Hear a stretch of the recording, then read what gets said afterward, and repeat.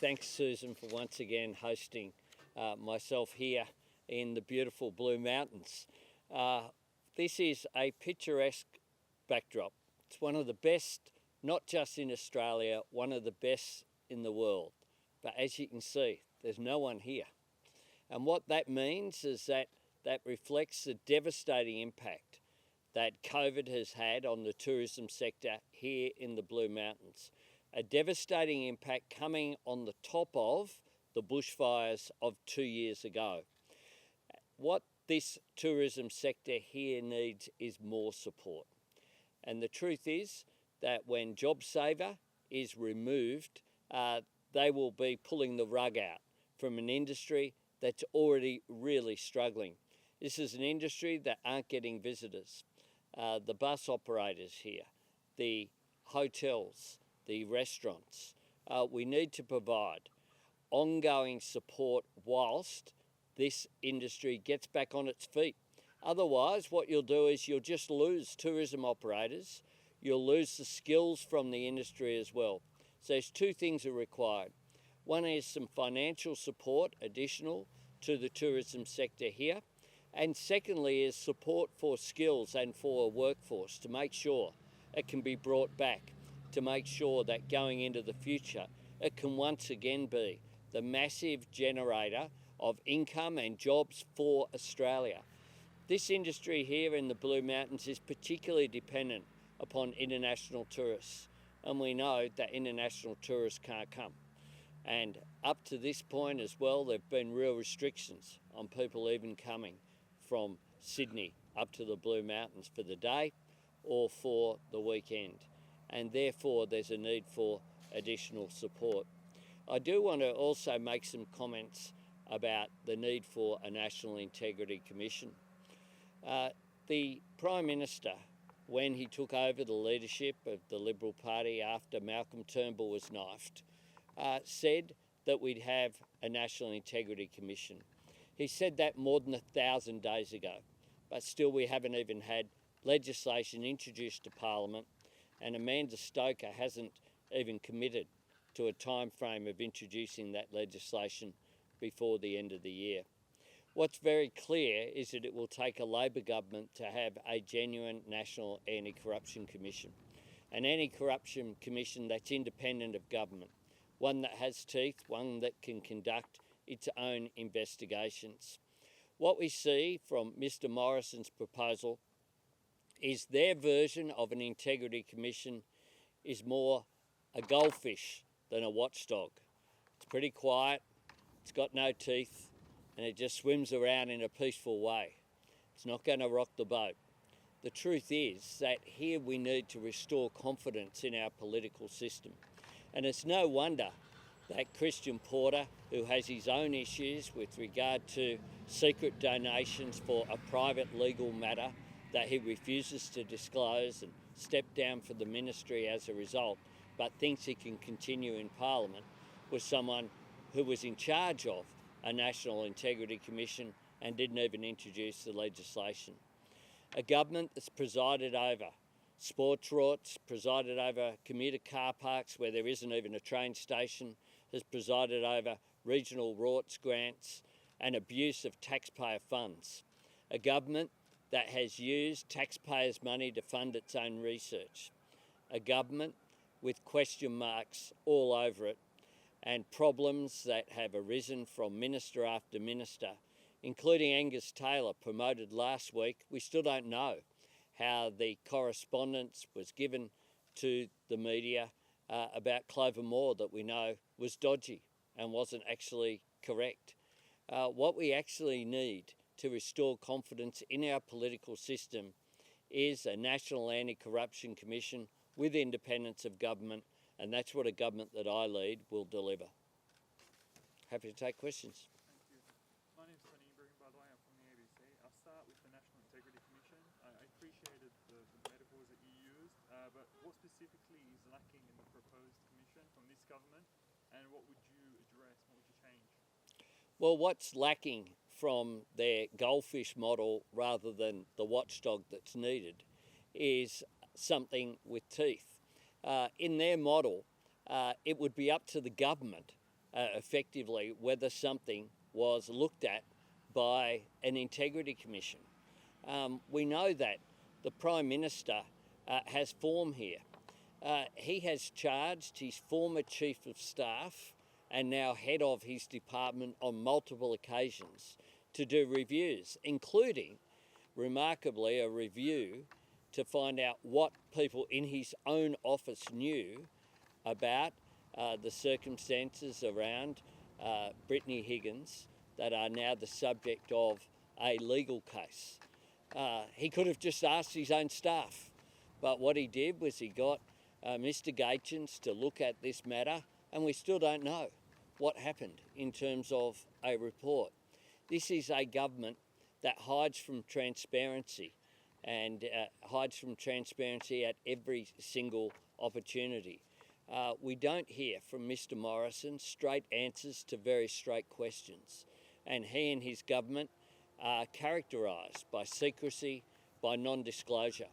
And we saw that with the decision of the Administrative Appeals Tribunal to overturn the issue regarding the National Cabinet meetings and whether they should be disclosed.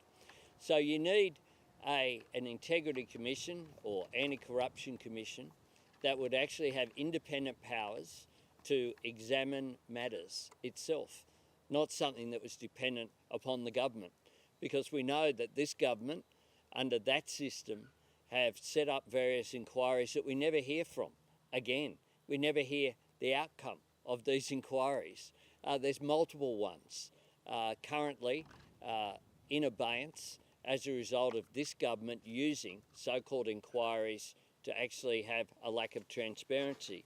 And what we saw today is that some of Australia's top lawyers said this about the proposal: it would hide corruption, not expose it. Hide corruption, not expose it. That's what some of Australia's legal minds, our best in the country, have said today about Mr. Morrison's model. And then they went on to say it does not deserve to be called a watchdog. Indeed it doesn't, which is why I say it's more like a goldfish than a watchdog, because it's peaceful, it doesn't have any teeth, and it doesn't serve a purpose of holding anything to account. Sorry, to be clear, so it would be independent and have remit over who it chooses to investigate? It could investigate politicians, it could investigate ministers, it could investigate public servants. It would be in charge of its own operations. You need that independence. And what we have in every state and territory around the country is examples of various tribunals that have this function. We could take the best of those models, put it at the national level. What we have from Mr. Morrison is the worst, weakest proposal, which is why it's been rejected by anyone who examines it seriously. Currently, the New South Wales model is making headlines, given the inquiry into Salisbury Gypsum. Do you believe that the national model should be somewhat based on the ICAC? Well, it should be based on best practice, is what it should be based on. But like ICAC, it should be able to launch its own investigations and be independent of government. That's the critical matter here. You can't have a so-called watchdog that's dependent upon the government, because we know that when integrity issues have been raised, whether it was integrity issues about Minister Taylor, former Minister Porter, the Prime Minister's own office, what the Prime Minister does is establish so-called inquiries that never report and that never provide any information to the public. And that's why the public need a genuine body so that they can have confidence in our political system. I think overwhelmingly people are engaged in public life for the right reasons across the political spectrum. We need to make sure that the public can have confidence that everyone is in those circumstances. I'd like to ask about JobSaver, which you brought up. It's scheduled to end on November 30. That's still 7 weeks away. Are you suggesting under your government, under your policy, you choose to extend it beyond that? I'm suggesting there's a need for more support for businesses like the tourism sector here. One of the things that we've said, and when we argued for the JobKeeper program, was that it was necessary to keep links between employers and employees. Now, the federal government have simply taken an arbitrary date in which to withdraw support when the restrictions are still having a massive impact. We won't have international tourists suddenly be flooding to this region on December 1. That's the truth of the matter. And therefore, the problem for operators is that the cost, if businesses go bankrupt, if businesses lose their investment that they've made in their buses, in their capital, as well as in their staff and in their training, then it costs far more to build back from zero than it does to keep existing businesses going. And the concern here, including we've heard from the Blue Mountains tourism sector here today, is that the cost will mean it takes many more years to recover unless there's support given on an ongoing basis. Would you introduce incentives to encourage tourism to places like the Blue Mountains? Well, we think certainly that incentives are worth looking at, but at the moment there are those restrictions. And even with incentives here, domestic incentives, that won't take the place of the international tourists of which the tourism sector here is so dependent. You have massive investments here in places like Scenic World, in the buses, in the restaurants, in the hotels. And that investment has been really struggling as a result of the pressure that's on. And I don't know if Jason wants to add anything at this point. Feel free to.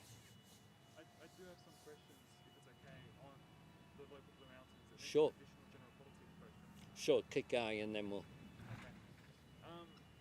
These have been passed around from the newsroom. On Taiwan, there's been a record number of PLA jets flying sorties. Taiwan is appealing to the Australian government's support.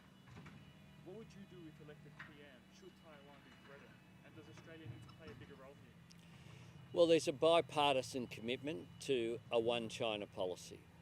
And that's bipartisan, it's been there for a long period of time.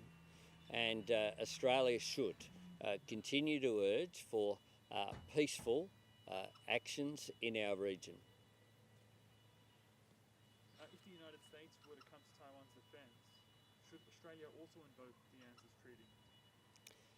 We should ensure that there's peace in the region, and Australia should continue to play a constructive role promoting peace in the region.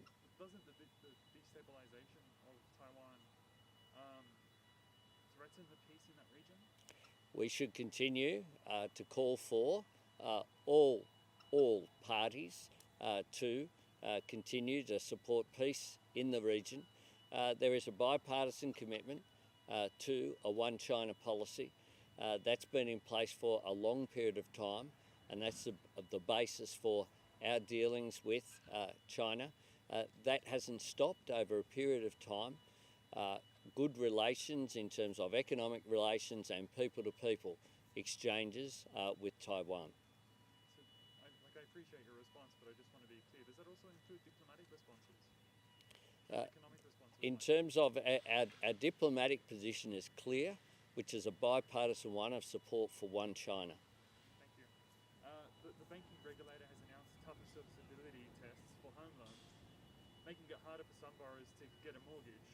Is this a good step, or could there be unintended consequences? Well, I'm very concerned, and Labor's concerned, that housing affordability is a real issue and that people are being priced out of the market.